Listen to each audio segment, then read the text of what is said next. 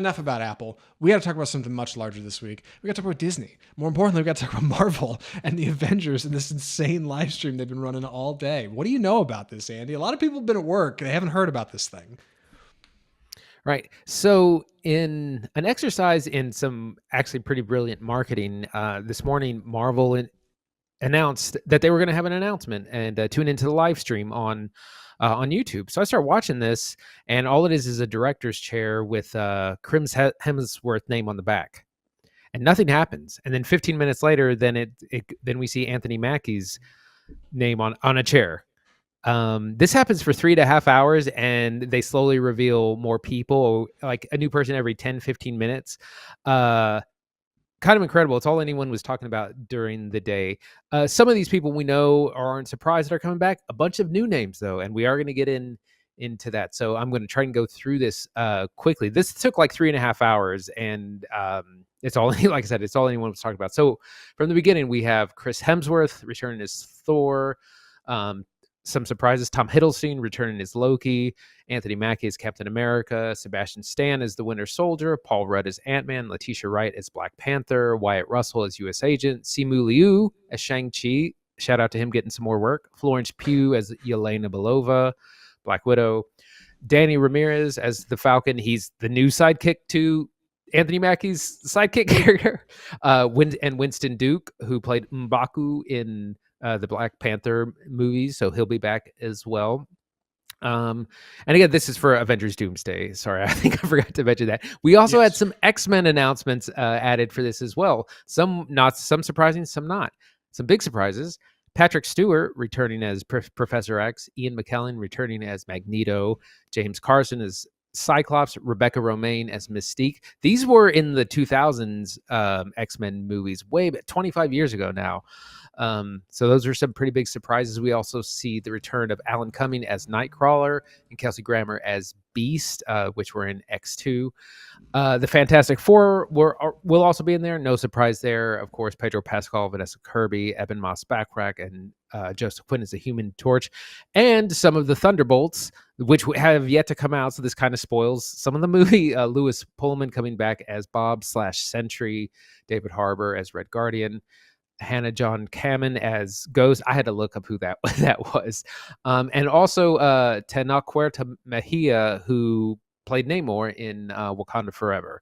So, and then this all led up to, of course, Robert Downey Jr., who he was the only person to actually walk in, and he didn't say anything. There was lots of music, fanfare.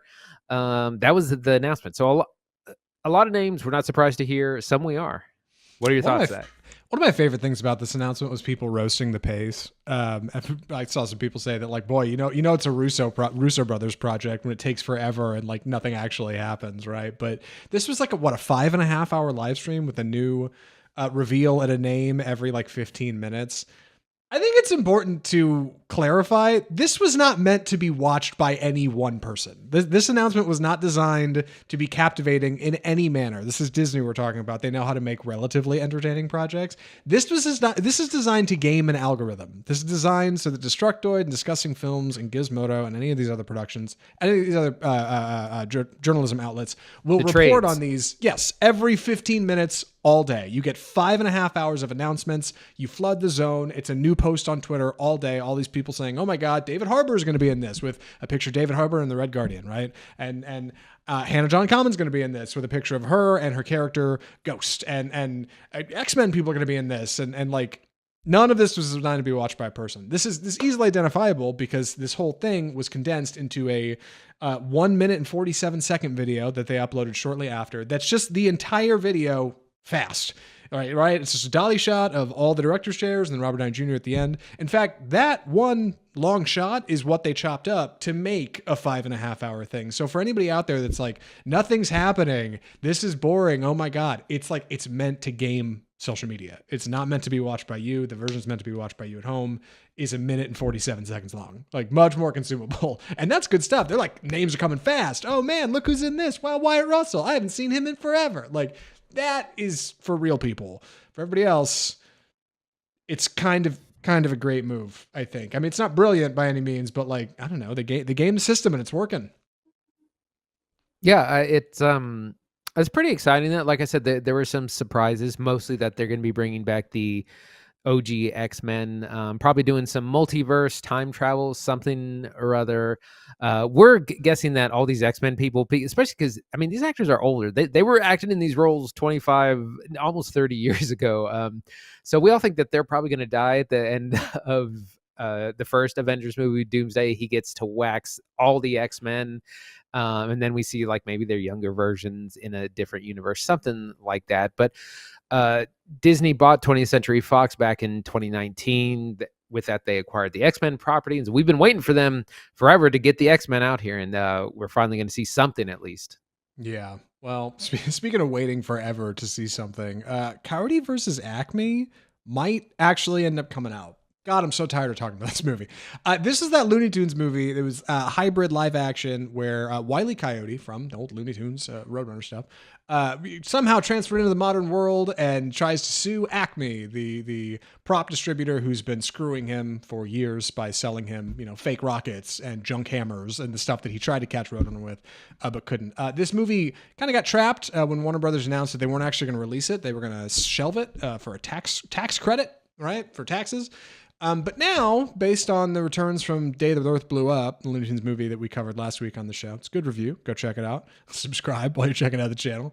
That actually might end up saving this movie, and this might come out in some fashion. What are the odds we end up seeing this thing, Andy? Pretty good now. This was picked up by Ketchup Entertainment, who like Zach said, just put out, distributed The Day the Earth Blew Up. They've also distributed Hellboy, The Crooked Man, which we did briefly mention on this show. I watched it, not too bad, as well as Michael Mann's Ferrari, which was a really good movie.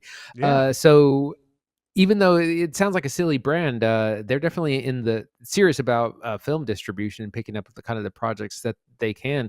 So it looks like they're going to try and get this thing out. At the same time, we were talking about last week how Looney Tunes brand is kind of just really outdated and kind of dead. And HBO recently pulled it off Max because it doesn't drive subscribers. So the movie might have an uphill battle.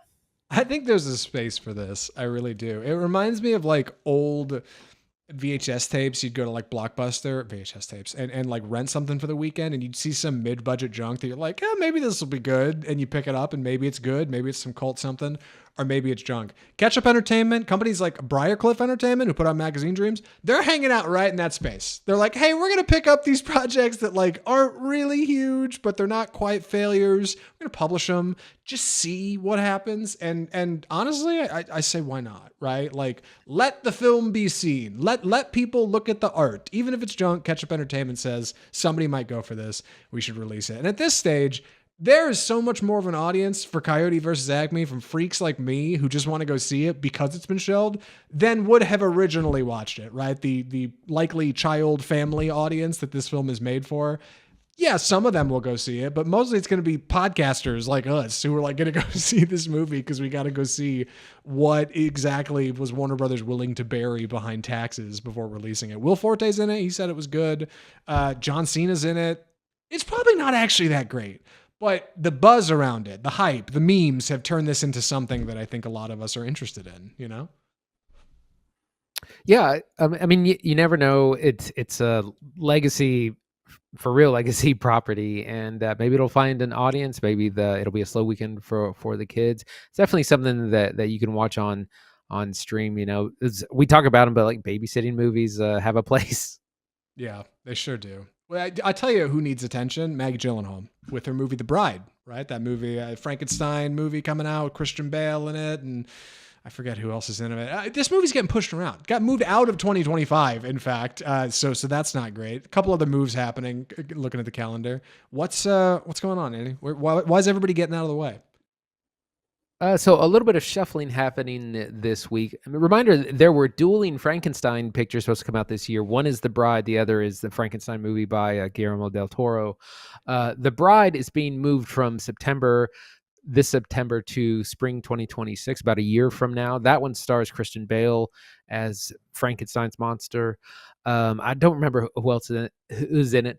Some other shuffling. One Battle After Another, which is Paul Thomas Anderson's new film, is moving from this August to September, so just a month. So we're not going to have to wait too long for that. It's definitely hitting right in the kind of festival circuit. Weapons, which is Zach Kreger, who directed Barbarian a couple years ago to huge success. His new horror movie, I think it's a horror movie, is being moved from unfortunately, this August to January of next year, January 2026. And finally, Flower Veil Street, which is by David Robert Mitchell, who, of course, did Under the Silver Lake and It Follows, is being moved up, actually, from March 2026 to August. Actually, sorry, moved back from March 2026 to August 2026.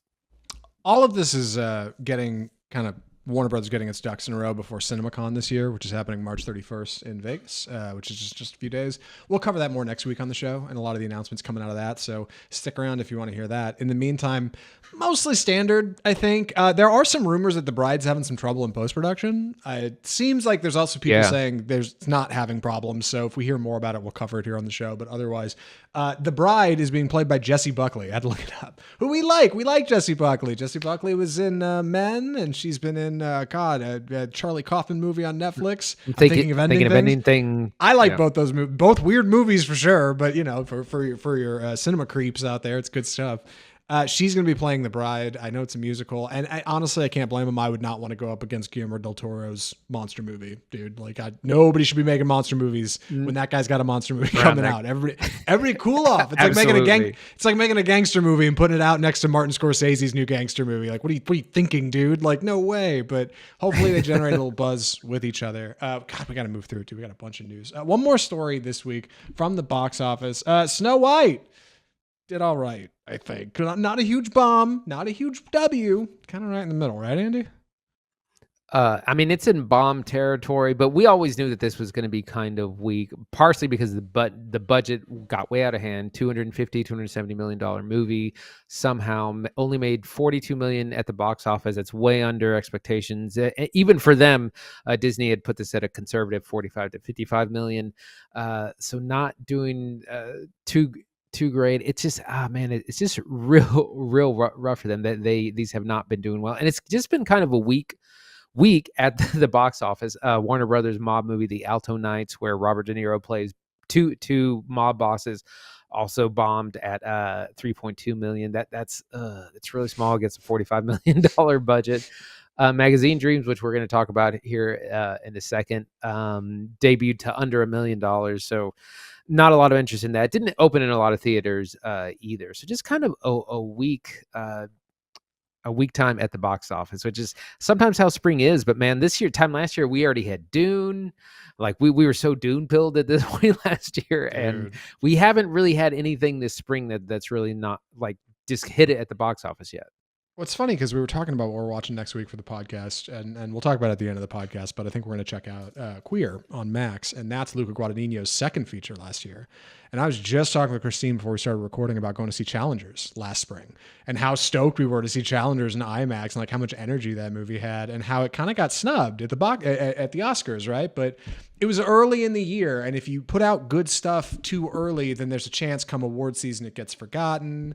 Voters don't really remember it or don't get a chance to rewatch it, and you end up getting swept, right? Like, and that kind of, I think, is what happened. I hope more good stuff comes out soon. Obviously, summer's coming around, so we're going to get to it. In the meantime, Snow White, dude, a number of problems holding this movie back. The CGI dwarves. I heard Rachel Zegler's got a great opening number, right? Friend of the show told me they went and saw it. They said she's got a great opening number, and that Gadot is not that good. Gal Gadot's not that good as the queen.